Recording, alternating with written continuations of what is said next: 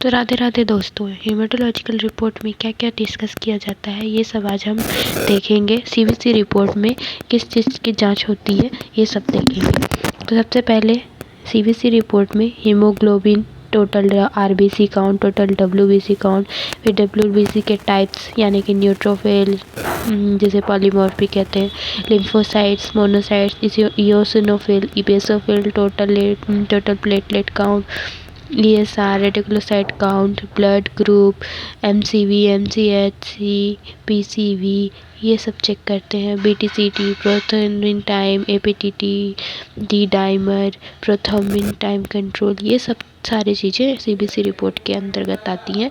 इनकी normal range भी हम देखेंगे तो हीमोग्लोबिन की नॉर्मल रेंज होती है मेल में 13 to 17 ग्राम एंड फीमेल में 12 to 15 ग्राम। और फिर उसके बाद टोटल आरबीसी काउंट्स होती है 4.2 to 6.9 मिलियन पर क्यूबिक mm। इसकी यूनिट्स भी ध्यान रखना बहुत ज़रूरी होता है। देन उसके बाद टोटल डब्ल्यूबीसी काउंट, तो total WBC count adult man में 4000 to 11000 पर क्यूबिक mm होती है।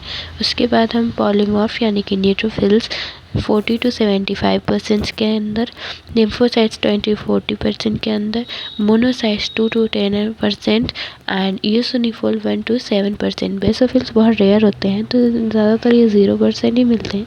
0 to 1% इस normal value. Than total platelet count 1.5 to 4.5 lakhs per cubic mm। Absolute eosinophil count ये होता है अप टू 450, मतलब कि 440 पर क्यूबिक mm तक एब्सोल्यूट इसिनोफिल काउंट नॉर्मल रहता है। दैन ESR मेल में 0 to 9 mm पर आवर होती है एंड फीमेल में 0 to 20 mm पर आवर होती है। इसकी भी 2 मेथड होती है जिसमें से ये फिनट्रोफ की है। और वेस्टर्जन की होती है तो वेस्टर्जन की मेल में 0 to 10 mm पर आवर होती है and female 0 to 15 mm per hour होती है। देन रेटिकुलोसाइट काउंट होती है तो 0.5 to 1.5% इसका नॉर्मल रेंज है। तो ब्लड ग्रुपिंग हम टेस्ट करते हैं।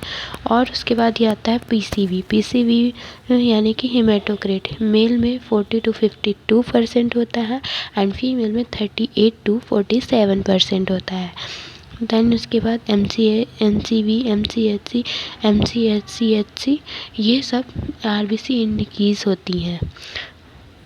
उसके बाद BTCT की normal range 2 to 7 minutes and CT की यानी कि bleeding time and clotting time की 5 to 11 मिनट तक होती है। प्रोथ्रोम्बिन टाइम की 12 to 16 सेकेंड्स होती हैं। एंड INR और PT एंड INR, APTT और डी डाइमर, ये सारे टेस्ट भी सीबीसी रिपोर्ट के अंतर्गत ही आते हैं। Thank you.